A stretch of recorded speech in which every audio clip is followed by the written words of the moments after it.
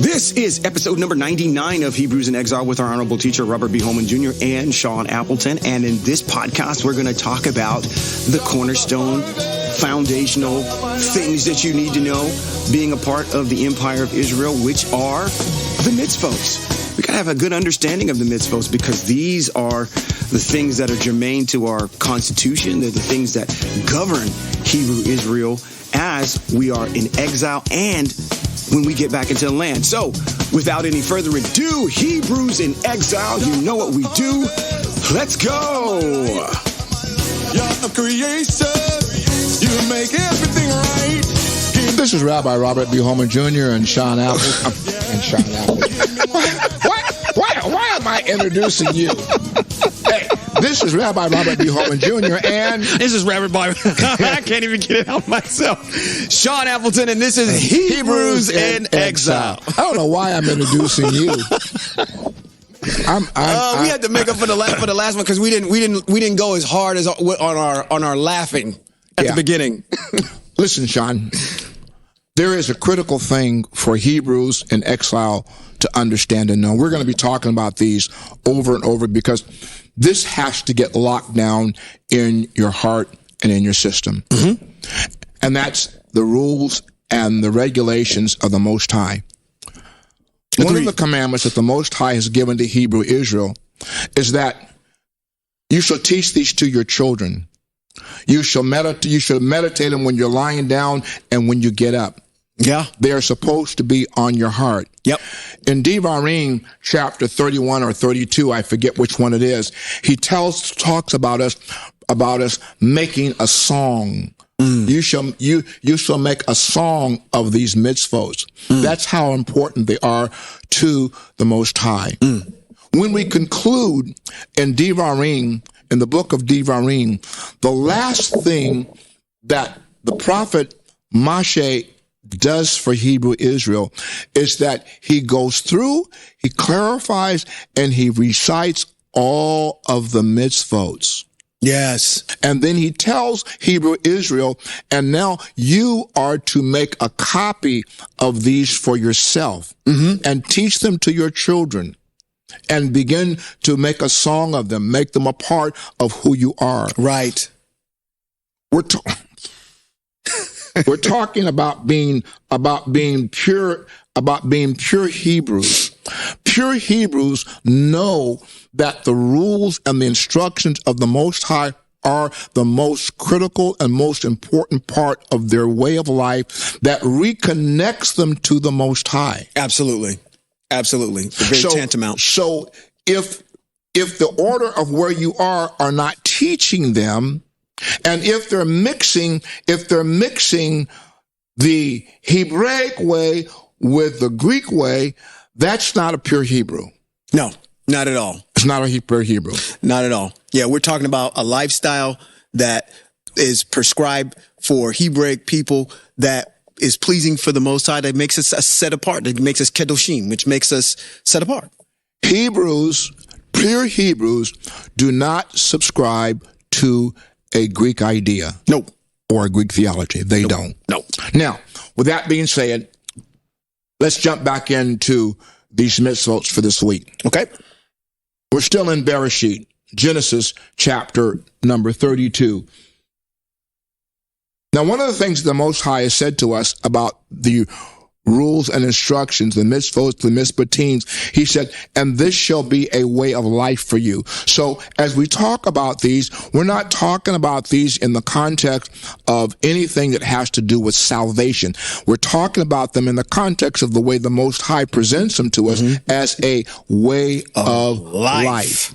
Right. And that way of life, and through them, we are connected back to the creator of all things, whose name is Yahweh, who's El, the mighty one, who said, I am the first, I am the last, beside me there is no other. So one of the things that the Most High hates, we'll get to it in one of the mitzvot, not tonight, but I'll mention it, is that the Most High absolutely, beyond a shadow of a doubt, abhors. He hates idolatry. Oh, yeah. With a passion. He hates the very hint of it. Now, let's go. All right. In this one here, we're going to talk about eating sinew. There's a prohibition and there's a mitzvot that talks about not eating sinew. In Genesis chapter 32, and beginning, I think it is 30, 31, it talks about Yaakov called the place Peniel, face of El, because I have seen El face to face, yet my life is spared. And as the sun rose upon him, he went on past Peniel, limping at the hip. This is why to this day, the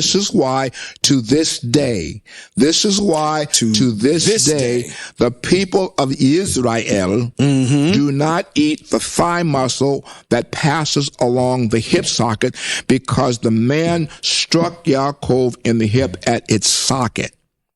This is why to this day, Hebrew people do not eat the thigh muscle. Now,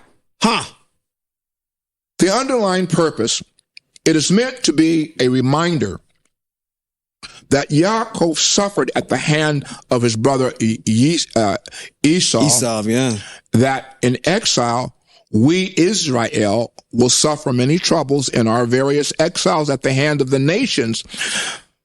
This mark of the nations is going to be upon us. We are marked by the nations. What mark? Suffering. In this exile, the Hebrew nation of Israel is suffering.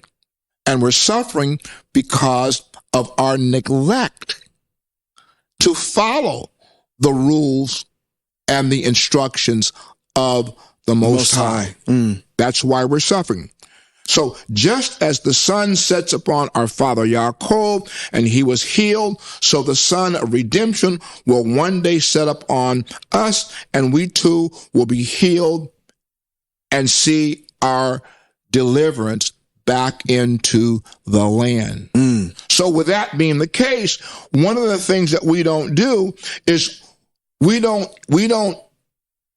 he gives us the right. There's a mitzvot also that talks about that you may slaughter meat. But if you're going to slaughter meat, it has to be koshered. It has to be drained properly. Correct. And this sinew, this thing that's called sinew, is taken out. So this mitzvot here that we're talking about, sinew, applies everywhere and at all times to both men and women. So we are supposed to remove it. And if we were koshering our own meat, then we would dig after it to remove it in a piece of meat that we eat. Sinew is not to be eaten.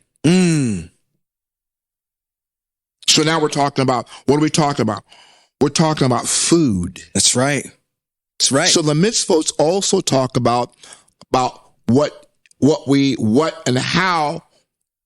supposed to eat and how we're supposed to eat it. The sinew is something that is not supposed to be eaten. Right. Now, I talked about this issue here, that the rules, the laws, and instructions are ethical and they're moral. So when people talk about... Come on. I know where you're going. Hope you going up the hill. When they talk about the mitzvot that have been done away with and Jesus Christ pinned them to the cross, then we have to look at the ethical and moral aspect of it. Okay, what we're talking, and we can't establish a norm that takes all the mitzvot that the Most High gives and throws them into one pot and say, well, we're just going to do away with them all. Do it all, yeah. Because when you say that, it sounds like that's what you're doing, while in fact, I'm going to tell the people that say that you're liars. Yeah, it's... You're liars. Yeah, go ahead. And the reason why I'm calling you liars is because you do adhere to the mitzvah, to the law and the Torah of the Most High, because the text said it's neither even in your mouth to do it. That's correct. And here's the other dichotomy that I found very interesting, coming out of the mouth of Yeshua himself when they ask him, this is a very poignant question. What is the greatest mitzvot? Well, if they've been done away with, then why do you care? Right. Who cares what the greatest one is, because they've all been done away with. Exactly. And quite frankly, he named something that's that can be found in Vayikra chapter 19. And let's add this in there too. Nowhere does Yahweh ever put, and that's what man does, is we put titles and gravitas and validity and a hierarchy on what we deem to be, oh, this is a greater sin or a bigger mitzvot than the other ones. The Most High never says that. He never says that. He never says one is greater than the other. He simply says one word: obey them. Right.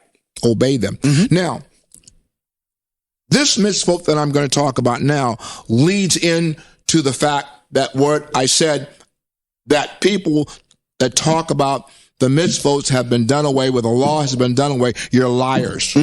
You're liars. And this particular mitzvot proves the lie. Okay. It's in Shemot, or Exodus chapter 21 and verse 15. Exodus it is 21. The prohibition to strike one's father or mother. Yeah, there you go. So I guess if it's been done away with, you can get the wailing on folk, I guess. The Most High says this is a mitzvot. Whoever strikes his father or mother must be put to death. So if we were in the land and this happened, then there's a mitzvot that says these words, because this is an issue that's a capital offense. Yes, it's required. It's germane to the death penalty. But a capital offense cannot be brought against an individual unless there are two or three witnesses. That's a mitzvot also. That's right.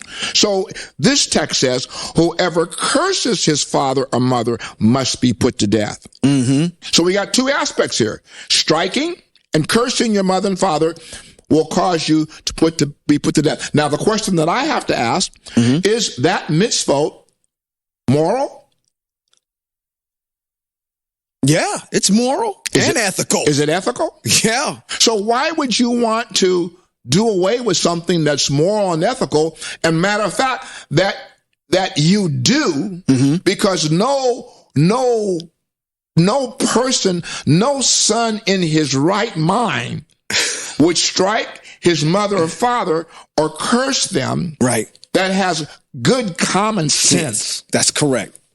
That's correct. And again, that's something that's written on you already. You already know that. Nobody really has to teach you that. And we can get worse with these, but there's some other ones that, well, now, I'll leave it at alone. Now, what's the purpose of, why does he give us this? And what's the purpose of this? Well, the enforcement, the underlying purpose of these two thoughts is to enforce justice for proper functioning of a civilized society. Hebrew Israel is a civilized society. Yes. Hitting one's parents undermines the very structure of the home, which is supposed to be the primary building block of the society as a whole. So without having these kinds of thoughts and instructions and teachings in our mind and in our consciousness, our civilized society falls apart. I come back to the issue. So you Christians want to do away with the laws and the instructions of the Most High and pontificate that they are of no value, didn't bring us to the goal, and you don't have to follow them. So what you're really saying is, let's tear down our civilized society. Yes. That's in essence what they're saying. Oh, I was going to interject something in there, but I'm going to tell you what. Woo! I'm going to leave that right there because what you said was hot. That was hot. Shemot, Exodus 21, 18 through 19.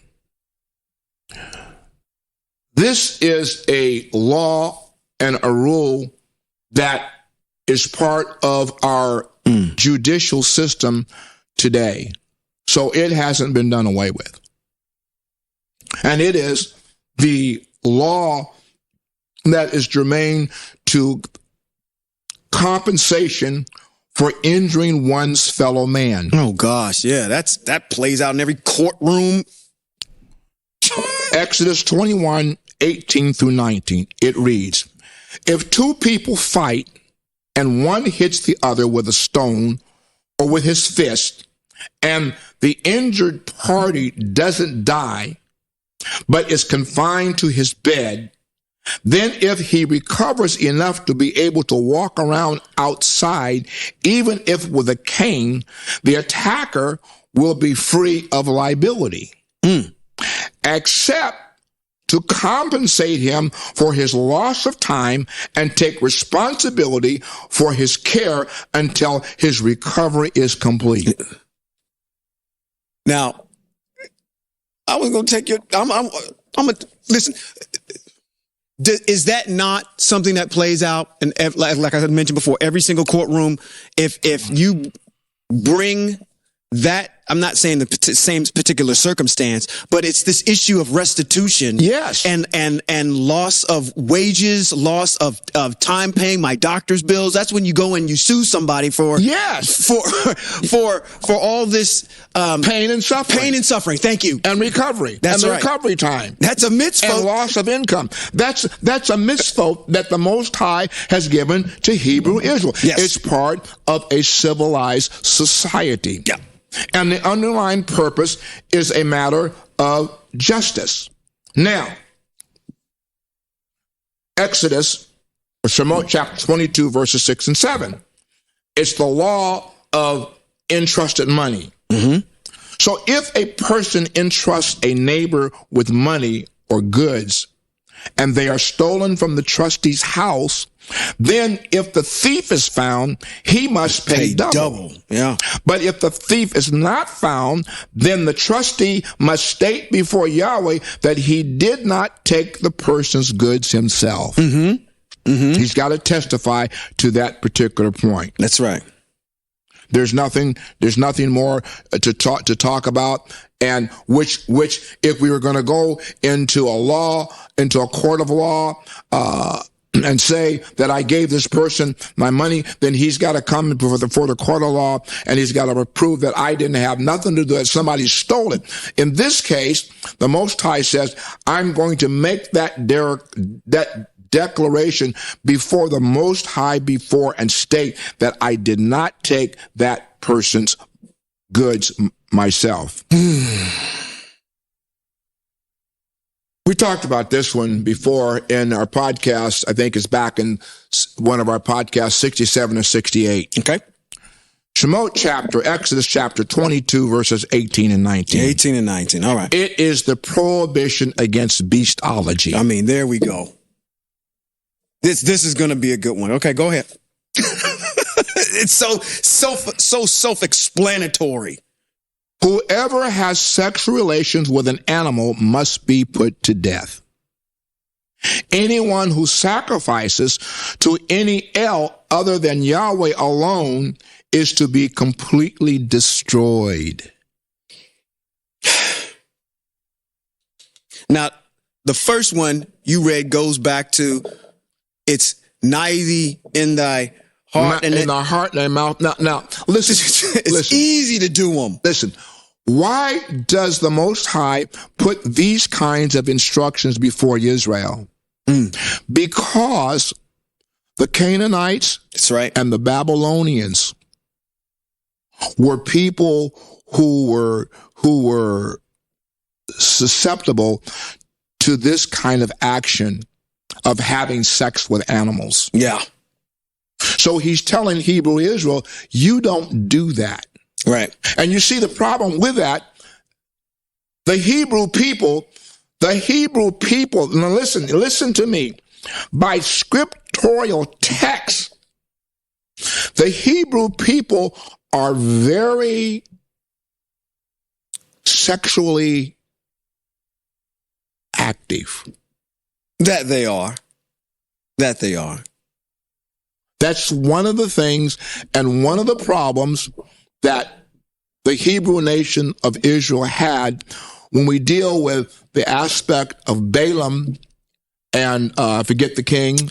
Balaam and I know he when Balaam went down and the king called Balaam to prophesy against Israel, and Balaam said, I cannot say anything against Israel that the Most High has, and I'm paraphrasing. Balaam or something like that. I forget now. Yeah.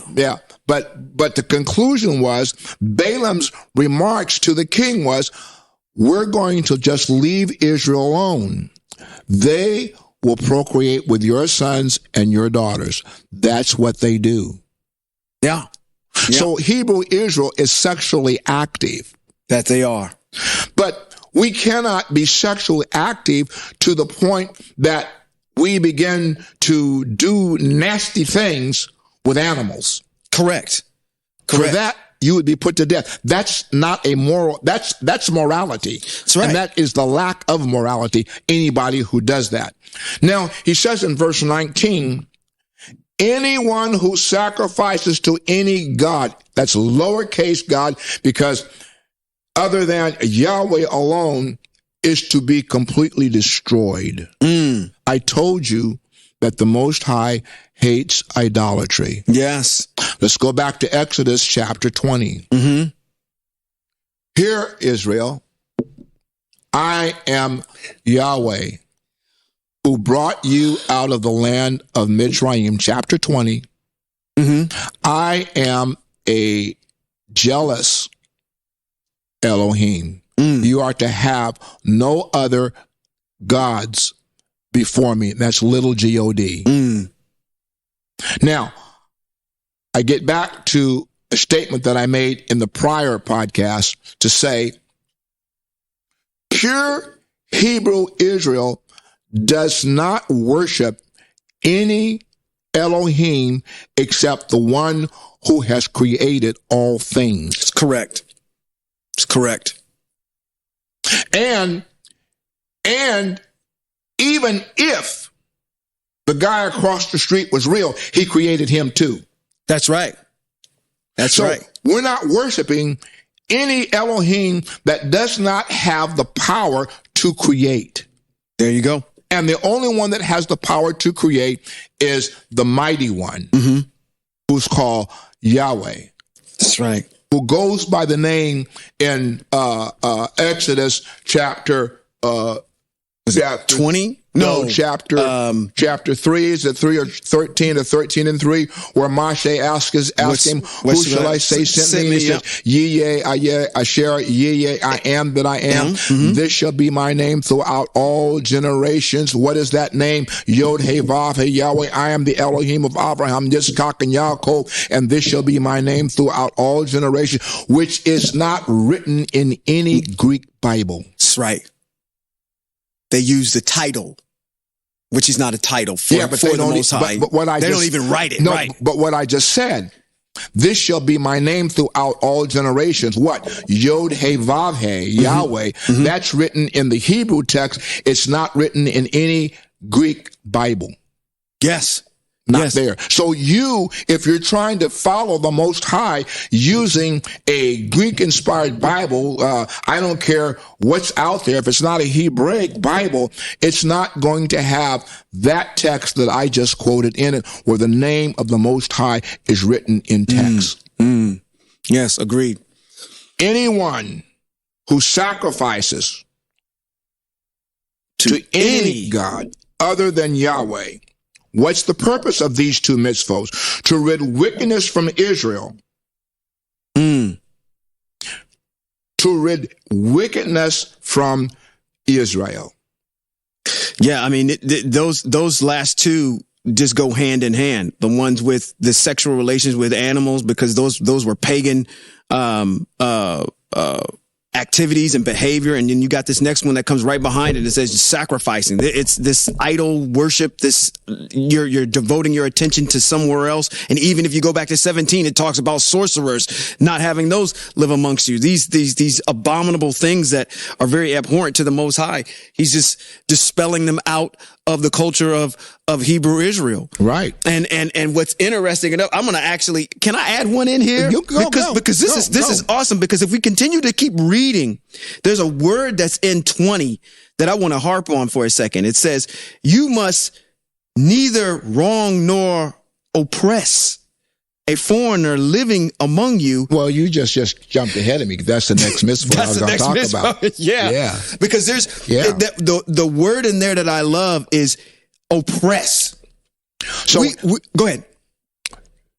To come back to what you're saying, in Shemot or Exodus chapter 22 and verse 20, it's the prohibition to oppress a foreigner. Right. You must neither wrong nor oppress a foreigner living among you, for you yourselves were foreigners in the land of Mitzrayim. That's right. Now, what I have to tell you is, if you're subscribing to the purple and gold people who claim to be Hebrew, you took this particular mitzvot right here says to you, they are not pure Hebrews. Yeah, because we asked the question openly. Does Hebrew Israel oppress anyone? No. So that should tell you again where you just took it. Anybody that has an oppressive behavior, and that is, you can tell, because Hebrew Israel doesn't have an oppressive bone in its body. No. It's commanded not to. Not commanded not to, right, exactly. So that goes to say a lot about if anybody else, even outside the purple and gold people. Yeah, and you read this book and you're supposed to be subscribed. This is the inerrant word of the Most High, and you're supposed to follow it. So why are you oppressing people? But, okay, I forgot. You did away with those mitzvahs, so you can do whatever the heck you want to. Well, here's the thing. People from the nations can do anything. Okay. The pureness of Hebrew Israel is that Hebrew Israel has been set apart. Right. Set apart means being made holy. I don't use the terminology. Set apart is the correct analogy for that which is subscribed to something that belongs to the Most High. He says, be set apart as I am set apart. In your text is be holy as I'm holy. I don't use that terminology because the terminology has some pagan, heathenistic connotations to it. So I use the word set apart because everybody knows what set apart means. Now,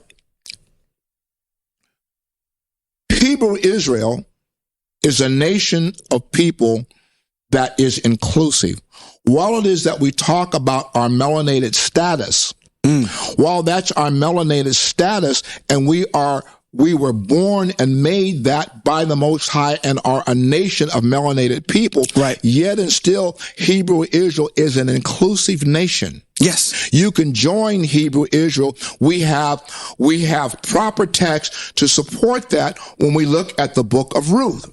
Ruth and Naomi support the fact that you can be from the nations and join with Hebrew Israel. Absolutely. But when you do that, you have to subscribe to Israel's Elohim, and you have to subscribe to the way of life that Hebrew Israel lives. Yes. A foreigner is a person from the nations who converts and joins the Hebrew nation's way of faith. Vayikra chapter 19, verse 33, if a foreigner stays with you in your land, do not do him wrong. So now when we talk about when we talk about the Hebriskans, and particularly the purple and gold people, I have to talk about them in this context because their whole mantra is to slam white people. Yeah. But white people are from the nations. And the other factor is, everybody who looks white may not be white. That's right. That's right. There are some Hebrew people who look white and they ain't white. Agreed. There are some Hebrew people in the nations that are of a lighter complexion than your dark melanated self. Right. Agreed. Out of which the Hebrew people are also a part of. So the Most High tells us that we are not to wrong or oppress the foreigners. So if you're hearing language amongst Hebrew people that are putting down another ethnicity or race of people, that's not what pure Hebrew people do. Yeah, you know what? I was, just as a sidebar, I went and I was on the internet today, and whatever drove me to this, I was looking up the top racist countries in the world. And unbeknownst to me, number 12 is held by the United States. Number 11 is held by Great Britain. I think somewhere in there around like 5 or 6 is the present day state. I want to make sure I state this correctly. The present day state of Israel. Okay. Is being one of those racist places on the face of the planet. So, or of the world. I want to use the word planet, of the world. And so the issue here is that if you are in fact prescribing to be those people that are supposed to inherit that land, you're breaking this mitzvah, because it's one of the most, for melanated people to go into Israel, you are going to be persecuted. You are going to be ostracized. Yes. And it is a violation of a mitzvah. Of Torah. Of Torah that says you're not to oppress anybody. So it just speaks volumes to the pedigree of who's claiming to be whom in that land over there, because you're not even following the mitzvahs that are set up by the Most High. So now, as we close this podcast tonight, if the so-called Rabbises want to raise their head and clamor about the melanated people making claims to being Hebrew and anti-Semitism, by their own Torah, they don't follow their own Torah. Agreed. And they and it's not their Torah. They have been the preservers and the keeper. Oh yeah. According to Isaiah, they have been the preserver and keeper of the Torah that belongs to us.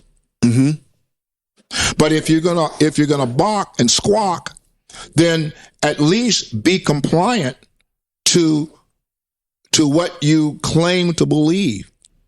Because if I go in there, if I confront one of them, I'm going to confront them on the basis of their of the Torah. I'm not going in to combat my idea, my thoughts. I'm going in to speak. This is what the Torah says. Yes. This is what the Hebrew scroll says, that you people have been the keeper of, that you make such pride in and having.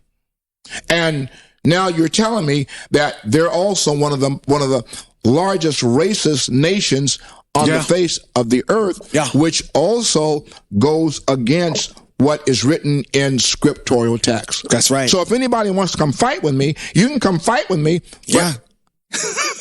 But the battle is not mine, because it's written in text, and I'm not giving my commentary. I'm reading to you exactly what is here in text. Yeah. Well, this has been Rabbi Robert B. Holman Jr. and Sean Appleton. And this has been Hebrews in Exile. Until next time, Shalom.